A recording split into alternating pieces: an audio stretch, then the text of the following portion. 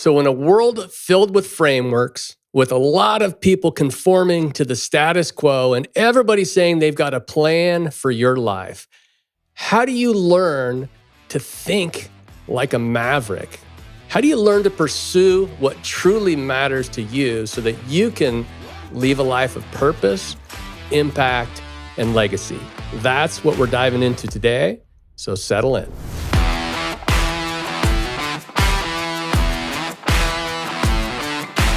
So what if the real key to leadership isn't following the rules? It isn't chasing the status quo. It isn't doing what everybody else is doing, but actually breaking the rules and thinking differently. So let's dive into this idea of what it looks like to lead like a maverick. Big A, let's talk about what maverick leadership styles look like. Hey, I'm pretty fired up to be here today. How was your week, first of all, Seth? You had a good one? It was wonderful. We're coming off of Easter weekend when this is getting recorded and just had a wonderful time with my kids, my grandkids, all the things.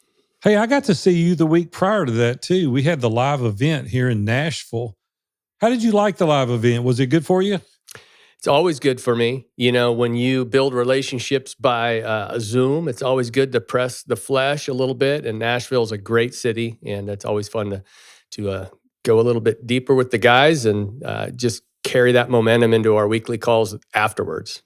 Our theme was breaking barriers.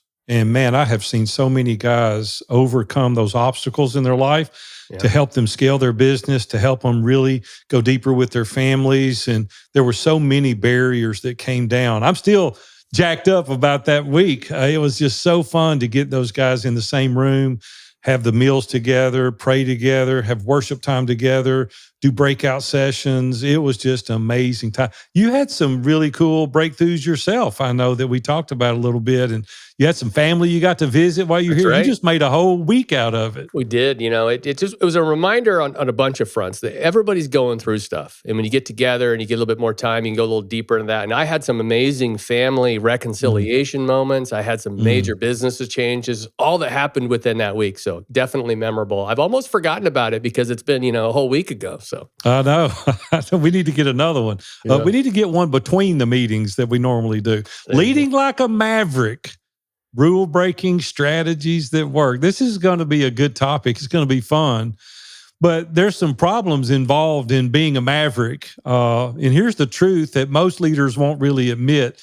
We're not drowning in a lack of information. Like we're not at all. What we're doing is we're suffocating in sameness. That's what we're doing. And I don't like sameness. Robin says I'm a maverick in everything that I do. But when you start thinking about every podcast you listen to, every book that you read, every leadership course that you take, it tells you to follow these steps and trust the system and stick to the playbook. But what if the playbook wasn't written for me? What if it was written for somebody else's game? Right.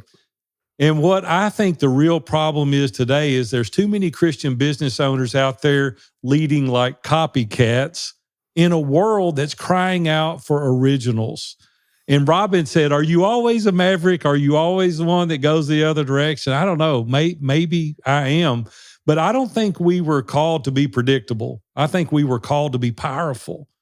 And in this episode, we're going to talk about the leaders who felt boxed in, who's tired of coloring inside the lines while watching others blaze a trail. So I'm pretty amped up, Seth. You'll have to look out because this episode really, really resonates with me. But what about you? Are you a maverick? I am. It's been called a rebel. And certainly, as a kid, I think I've always been a leader, but I was a bit of a negative leader. And then at some point you conclude, hey, it's you grow up and you're like, okay, I'm a leader. That's a tremendous privilege, but I still have to go, make stuff happen. I'm definitely, I lean on that side. Rebel is a negative word, as you know. Like rebel, it does. It feels negative, doesn't it? It feels like a troublemaker. To like rebellion and, incorrigible. Right. You're never going to figure it out kind of thing. But a maverick, right. I don't think it has to be a negative word. In fact, I was thinking, danger zone, highway to the danger zone. I'm tempted to sing it. Well, once I saw this topic of this podcast, I was like, Kenny Loggins running through my head, Highway to the Danger Zone. We see Tom Cruise and Maverick and the Top Gun and all that. I love that movie. I loved it. All that God Bless America movie. But it can be a very positive word, but there's price to be paid for being a Maverick too, right? You got to be willing to stand alone. You got to be willing to push through the fire. You know, I was thinking about what a maverick even is. And a maverick really in the world of Christian business leadership, I think is a bold, principled trailblazer who refuses to be confined by tradition when it hinders truth, purpose, or impact. That's what really a maverick is that we're going to talk about today. This is not a guy that's reckless. This is a guy that's resolute. And he's not rebellious. He's not that guy. That's not who I'm talking about. This guy's redemptive. And he doesn't break rules just to be different. He breaks them when they block the mission God has put on his life and it gets in the way. And I think that these mavericks that we're talking about today, people that I admire, people that I follow, they have conviction over conformity, and they have creativity over comfort, and they have a calling over credentials.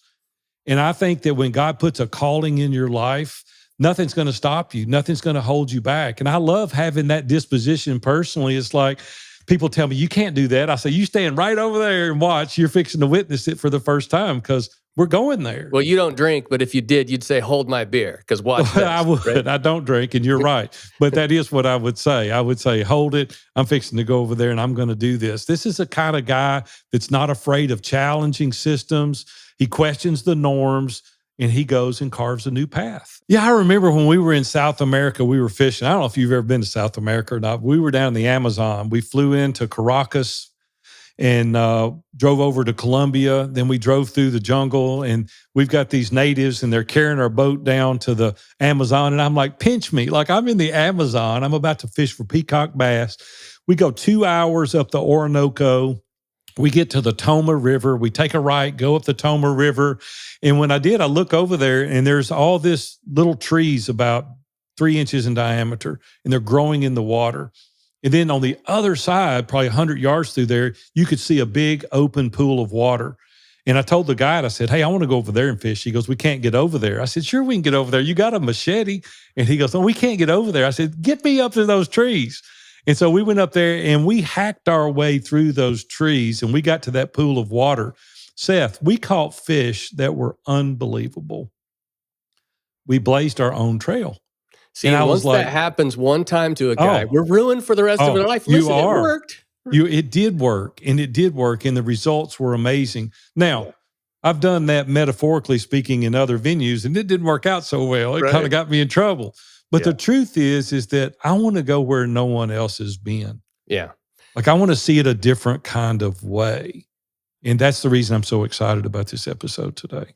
Yeah, and I think that's hardwiring, that's personality, that's gifting. Nothing happens in this world until somebody gets frustrated enough to say, I'm going to fix that. I'm going to change that, right? And so, we have a lot of entrepreneurs that listen to this podcast. We have a lot of business owners that probably wouldn't identify as being entrepreneurs. But, right now in our society, we've got a guy that's putting on display what it looks like to challenge norms in Elon Musk. Right? Oh man, golly, what a maverick. Because he's just saying, listen, this is the goal. Yeah, I realize that none of us in history have figured out how to solve that problem, but it doesn't mean that we can't, right? What if, right? And the thing that we also have to remember is, and I have a little bit of a technology background, if you will, or at least I'm around technology. And one of the things about innovation is it requires a willingness to fail. See, a lot of the reason people aren't mavericks and they don't embrace that maverick mentality, right, is they can't tolerate the idea of actually failing. In fact, in our Iron Sharpens Iron Mastermind this very morning, one of our members was coming to grips with what would feel like a failure to his business, but is something that he wants to pivot to do something else. And he's coming to grips with what if, right? I've never had a failure, right? But he sees this thing on the other side of it. And that's really the price of admission. Mavericks have this willingness to go for it. And what if it doesn't work? Oh, well, I'll survive, I'll live, but can I tolerate not trying, right? A maverick challenges that conventional wisdom, is willing to be not a conformist, right? And then seeking this better way, like, or at least asking the question, there must be a better way. Now, I will take a quick bunny trail here, and then I'll yield the mic, Big A. And then, as I know as an entrepreneur, sometimes I've been guilty of thinking, well, if everybody's doing it this way, then surely there's a better way. But that's not always true. Sometimes the reason they're doing it the way they're doing it is because it's the only way that works. There literally is no other way, right? But still, we have to have this mindset of knowing when to try these bold initiatives.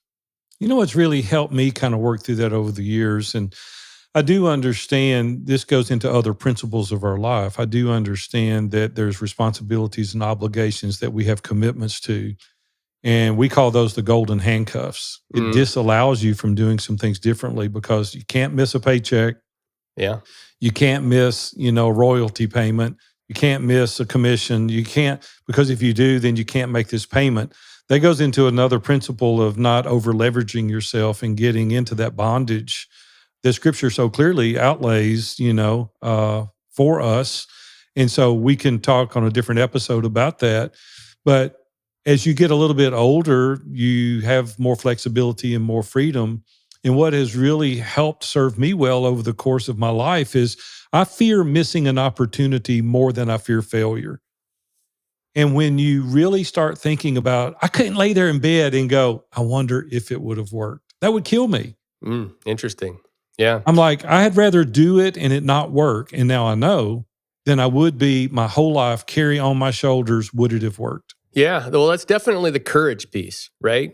Right? It's the courage piece. So as we think about this maverick mindset, I talked about you got to embrace this non-conformity. You got to be willing to not be status quo or standard. You might look a little weird, right? You might be the kind of that social outcast. You might not have anything in common with the people that are hanging out at the, at the party or the country club or even the church, right? You got to be willing to stand separately, but you also have to think like Wile E. Coyote. You got to cultivate some resourcefulness. You got to say, where's the duct tape? Where's the baling wire? Because everybody's going to say, well, if I had enough money and enough time, I could do this. And it's like, well, you know what? You don't have all of those things, but nevertheless, what resources can be rallied? And, what can you create with a little bit of blood, sweat, tears, and elbow grease to really innovate and do something nobody's ever done? Robin asks me sometimes, she'll come out and see me doing a project and she'll go, how did you think of that? Yeah. And I'm like, looking at it from different perspectives and talking to people that don't have anything in common with me because they look at it differently. And that's what the value of being in community is. The greatest value is other people's perspective. I remember I would go in the Eagles group and I would have 3 ideas when I would get there every Wednesday morning at 7:00. And I would share the ideas and people would say, that's the craziest thing I've ever heard. Then other people like, Dan Miller would pop up or Ken Abraham would pop up and go, wait a minute, if you do this, or if you change that, or if you add this resource. And I'm like, I didn't even know that resource existed. Exactly. Well, see, it's the perspective from different people that have different filters, different life experiences that introduce us to things. I met Jeff Hoffman at an event. One of the Priceline investors, early adopters, was Jeff Hoffman, multi-billionaire. And I got an opportunity to talk to him out in the hallway after a conference. And I said, what is the best advice you could give an entrepreneur? He said, you're not going to like it and you're probably not going to understand it. And I said, okay, what is it? He said, I'm an avid reader. And he said that 10% of everything I read has nothing to do with anything I'm interested in. And I said, you got to explain that a little deeper. He said, well, I'm interested in these 3 things. And he told me. And I said, yeah. He said, but I'll actively read about things that I have no interest in. He said, the irony of that is 90% of my success has come out of that 10% reading because it gave me a different perspective. See, these conformists, they only want to read things that they're interested in. Yeah. This is the only way, right? And so I've adopted that principle as well and read and study about things that I'm really not interested in. And then it opens new doors for you. Yeah, my problem is I'm interested in everything, Big A. So that's a different Well, you've problem. got the shiny object syndrome. We've got to narrow your focus a little bit. Well, one other thing that really factors into a Maverick mindset is you got to be willing to push through the opposition. You're going to have opposition. You're going to have resistance. We think about an airplane, since we're in Top Gun Maverick mode today. Maverick said, the enemy doesn't know your limits, right? So, we've got to push through and endure things that don't feel comfortable, right? I often think about an airplane right before you take off. You're bouncing down the tarmac and it's noisy and it's bumpy and you're like, oh my gosh, I can't believe I hope it takes off. Hurry. Right? And then it gets off the ground and all of a sudden it smooths out and eventually it quiets out. But you had to go through the resistance, right? Stephen Pressfield, in his killer book called The War of Art, said, part of us having expression as entrepreneurs and business people, and in his context, it was around being a writer, is you got to push through the resistance, because you're going to hear all of these voices telling you, not now, you're not qualified, you're not the guy, who do you think you are? Like all of these voices that rattle around in our head, that society, that's why everybody's conforming, is they're all hearing the same voices, right? But at some point, somebody has enough conviction, maybe desperation. I can think about businesses. What really motivates me is actually the idea of solving really big problems. I don't feel like I'm particularly money motivated. Now, I get money motivated from time to time when I run out of money and I'm like, okay, got to have some more. Right? But, solving these big problems, but you got to know going into it that you're going to have to face down that resistance and that opposition. Seth, let me suggest to the listeners that are new entrepreneurs, that are just starting, married less than 5 years, got 1 or 2 children, got a mortgage, and the entrepreneur goes to his wife and says, hey, I want to do this new thing, whatever this new thing is. There's usually great opposition because there's a risk involved. I always tell those guys, why don't you come to an agreement with your spouse of a percentage of your net worth that you're willing to risk? Yeah. Don't bet the whole farm. Don't put your family at risk. I'm not suggesting that ever, but there is a percentage of your net worth that you should be willing at this young age.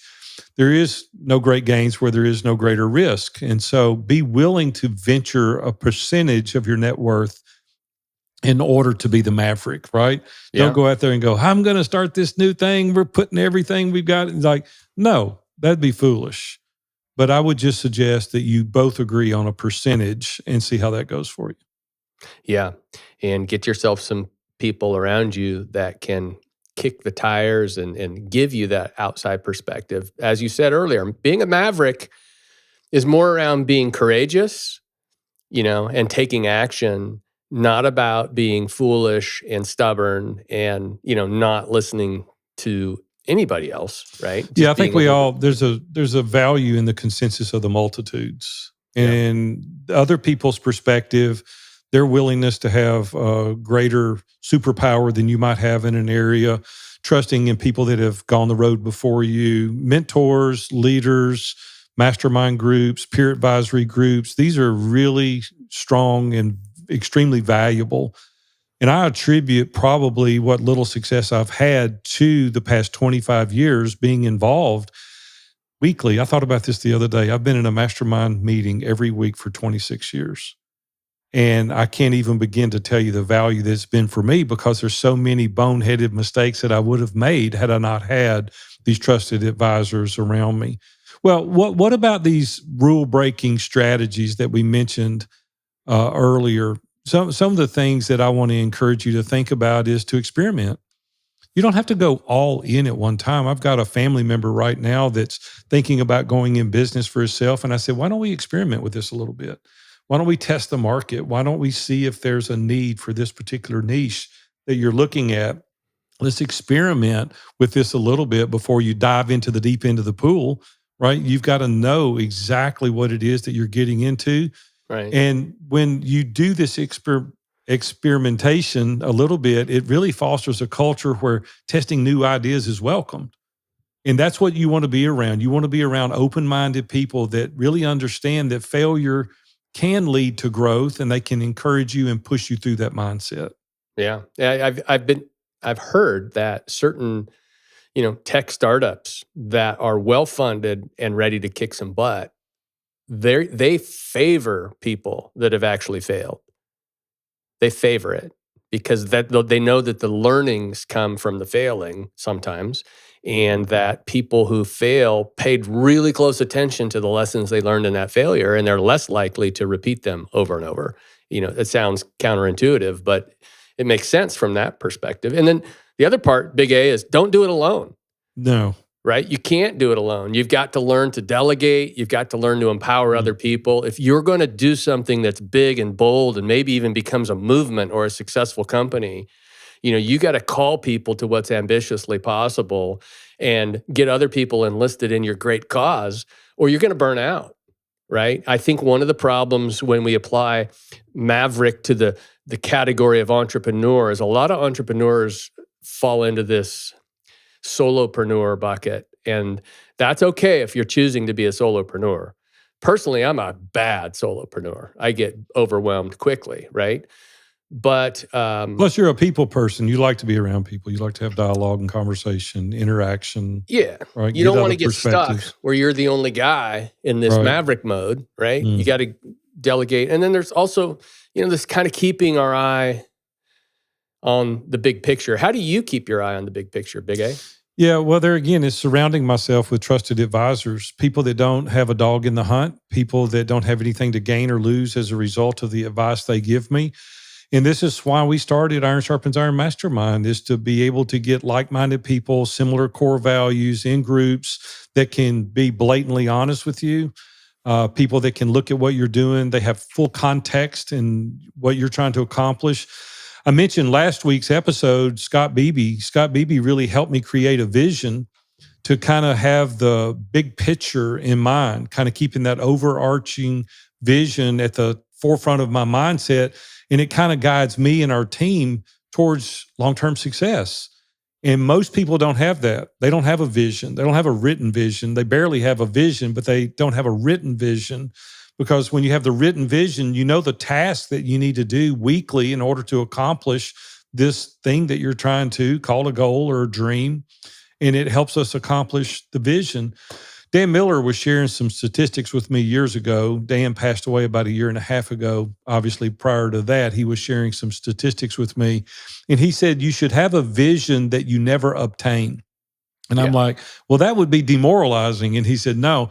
He said, they have found that when you set a vision or a goal that's achievable, the people that set big, hairy, audacious goals surpass what they would have if it had been a realistic goal. He said, so any goal that you set, you should never accomplish it. You're going to be much further along the way, though, as a result of setting a big, hairy, audacious goal. Now, on the other hand, you want to set realistic goals that your team can get their arms around, that they can see, okay, we can accomplish these smaller goals, but do have a real audacious, aspirational goal out there that you're heading towards. So for me, it's having a map, and that map is my written vision so that I know where I want to go, keeping my focus on the big picture.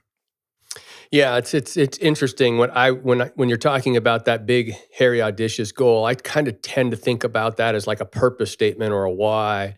Otherwise you are going to hit them, and life changes. You have seasons of life too, where you have to kind of reset those goals and keep yourself motivated. And frankly, we got to push. We got to push ourselves because we don't feel good if we know we're just kind of going through the motions. We have to put ourselves in that danger zone, use that phrase again, to feel like we're alive. Yeah, to me, it would be very boring to live with no vision, no goals, never any risk at all. My tolerance to risk is very high. Now, I will admit, though, I'll be 65 my next birthday. I will admit, though, that my tolerance to risk is lessening. And I think that's normal as you get older because I don't have the time to recover. Right. When I was younger, right, if it failed, okay, I'll start at something else. And now today it's like, I don't know if I've got the energy or the desire at 65 to start completely over. And I want to be prudent in my investments, and I want to be smart. And, I've just got Robin and I now that I've got to take care of, but I want to be sure that I've done a good job. So I think your tolerance to risk can lessen over time. But if you're in your 30s, 40s, 50s, it's okay to be risk not averse, but be involved in a certain measure of risk? Yeah, I'm in similar. I'm 10 years your junior, and I'm in the mode of saying, all right, by the time I'm 60, I'd kind of like to be de-risked financially, so Right. that out of respect for my wife and her risk Sure. profile, right? And so I have to go through the process. All right, if I'm hardwired to be a maverick, to break the norms, to push the boundaries, to solve big problems, how do I do that in a way that's sensitive to her desire for security and also kind of what I want to do in the last quarter of my Mm, life? mm, And just a little bit of intentionality. And so I kind of am in both camps at once. When I have investments in various companies, when those things return to me, Lord willing, I'm going to tuck that stuff away for what I would call safe things. right. But I'm also intentionally choosing to start businesses and to invest in things with my time that are kind of innovating and groundbreaking. You've heard me talk about faith-driven investor community, and they have this theme out right now. It's called Solving the World's Greatest Problems. And I love that because they're calling people of faith with resources to say, hey, why are we not the ones talking about, solving malaria or well water or human trafficking or, resource depletion in places like that? Like, we can lead this, we can solve it. Or other people are saying, why is health insurance so jacked up? Why isn't there a better way? Right? I'm invested and I'm the chairman of a company reimagining wastewater by putting modern sewer in small communities right now. And it's like, I didn't come from that world, but I saw an opportunity and we Right. rallied some people and got some investors and we're doing the thing. And to me, it scratches that itch. Definitely being a maverick. But one thing I'll say is when you're the one who's challenging the norms, people will question your pedigree. They'll question your motivation. They'll question your process. They'll question your character, like, because you're a disruptor and you got to be willing to take the heat if you're going to be the maverick. Blue Ocean, There you right? go. That's another great book. Hey, as we finish up today talking a little bit more, I want to talk about when you're leading with a maverick mindset, what are some of the principles that you got to think about? And I think about even now, and I promote this strongly, is a level of transparency to people that you trust, because that's going to help you make informed decisions with people that are in alignment with what you're trying to accomplish. And if you don't go in with full transparency to the people that is helping you make this decision, there's going to be a void. There's going to be a lack of trust. And so in order for you to have that level of trust, if you're a maverick, the people that are helping you, that are on your team, there's got to be a level of transparency. There's also got to be an attitude of autonomy for the people that you're working with. Trust them, understand that they have the skills that can help you accomplish this. You got to allow those team members to set their own goals and their methods by which to help you accomplish that. And that's going to help you lead to increased motivation and innovation with the people that you're around. Yeah, big A, as we think about, what we've talked about today, how do we find that inner maverick? I would say first, we got to question the rules we've been following. Are we even aware that we're following other people's template, right? We've been conditioned to do things the safe way. We got to be willing to bust out of that and ask ourselves, are these rules that I'm following serving our team? And we've got to be willing to lead with courage and care a little bit less around conformity. We got to think about what success looks like for us. That's a personal process. Nobody's going to do this for us. That's the other thing. There's no intervention coming. There's no Calvary coming to help us create a successful life for ourselves. How do you think about defining success for yourself? Like, who do you invite into that? And how much of that do you feel like is your own, Big A? Yeah, it's a $64 question, right? Because we're all individuals and we have to Yeah. make those determinations ourselves.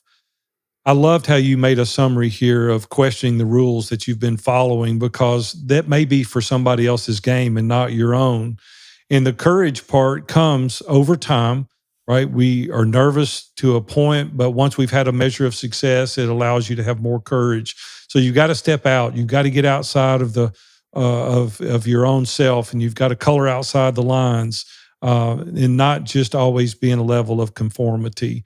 And then success, we talked about earlier, how you design that success is up to you and to your family, but just be open with your spouse, be open with your peers, your colleagues, your trusted advisors, and figure out what success looks like for you at this current time in your life.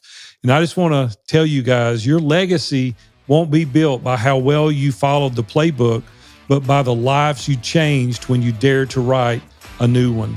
So go out there, set a new standard, one built on purpose, one built on people, and one built on kingdom impact. Enjoy today. Go out there now and lead boldly. Mavericks aren't born, they're forged.